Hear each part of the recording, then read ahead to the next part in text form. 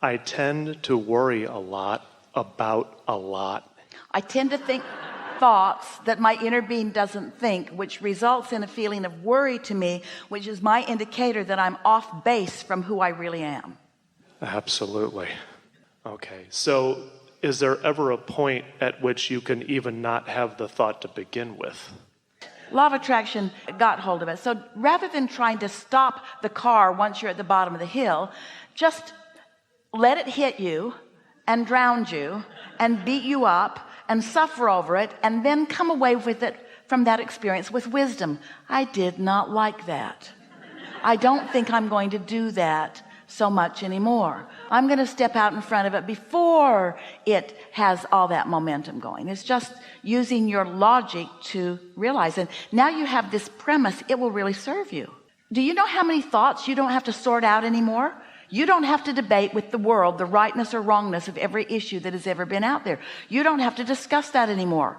You don't have to figure that out. All you have to know to have your personal expansion and joyful collusion with the source within you is which thoughts feel good and which thoughts don't feel so good. Is that too simplistic? No, in fact, it's beautifully simple, and it's amazing how, as much as I understand that, I've been told since I was in high school, I'm a worrywart. And so I've been doing this for about 35 years. We're going to give you a different label because you're doing that looking at what is or looking at what was. Your inner being never looks back. We're going to give you a different label. Rather than worrywart, we're going to say to you, you are a thoughtful being, and you are a deliberate creator, and you like to contemplate.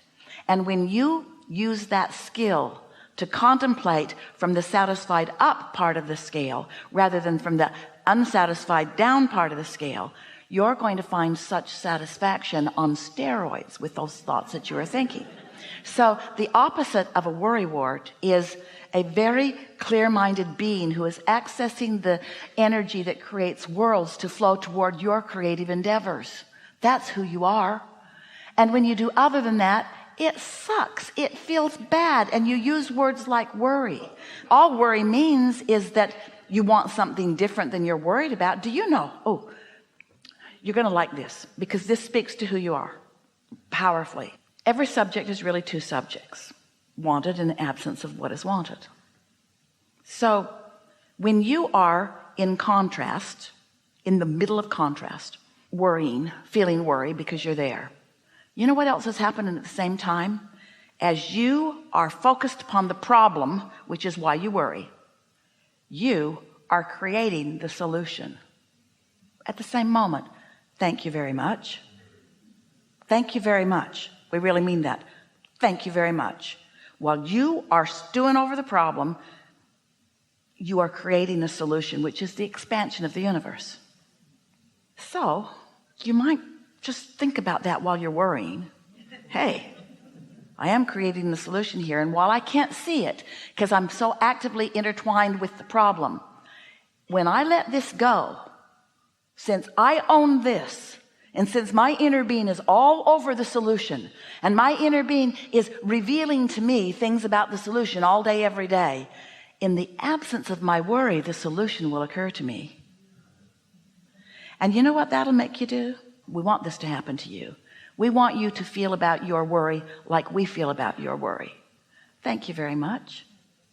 Thank you for being willing to acknowledge that something isn't the way you want it, and for launching a rocket of desire for the improvement of all that is in generations to come. But now do yourself a big favor and use your guidance system the way it's meant to be.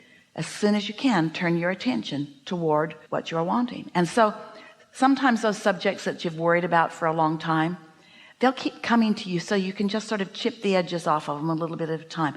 Because every time you feel a little relief, your vibration is where you last left it.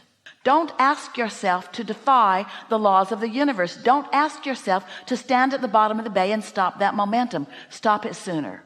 And be proud of yourself for being knocked over by momentum enough times to help you make a new decision. And my new decision is, I don't want to worry so much. My new decision is, I want to be more aware of my guidance system. My new decision is, I want to be more in sync with who I really am. So as you're really worried about something, but then you talk about these general concepts and you remind yourself that you're creating solutions, then you've moved it to a different place. And in time, that worry is going to be more like satisfaction, where you have more creative control.